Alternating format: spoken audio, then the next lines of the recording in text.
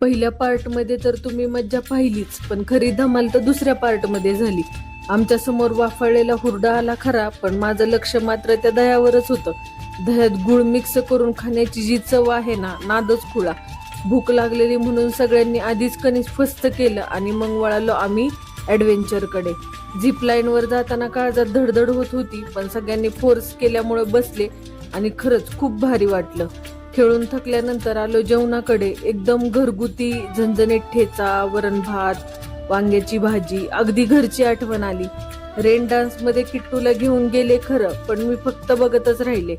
आमची ही बारकी बहीण चक्क घोड्यावर बसली. पोरगा रडत होता म्हणून तिला बसावं लागलं, पण तिने तिथेही आपली हौस भागवून घेतली आणि छान मेहंदी पण काढून घेतली. त्यानंतर आत्याबरोबर डान्स, छोट्या चिमुकल्यांचा परफॉर्मन्स रंगला. संगीत खुर्चीचा खेळ देखील खूप छान रंगला. पोरांच्या मागे पळताना माझा पाय मुरगळला होता, त्यामुळे मी फक्त प्रेक्षक बनून मज्जा घेतली. कोण जिंकणार याची धाकधूक होती आणि शेवटी विनर झाली माझी लाडकी बहीण. तिला बक्षीस म्हणून नर्सरीतून एक सुंदर झाड मिळालं. हसत खेळत आमची ही सहल अशी अविस्मरणीय झाली.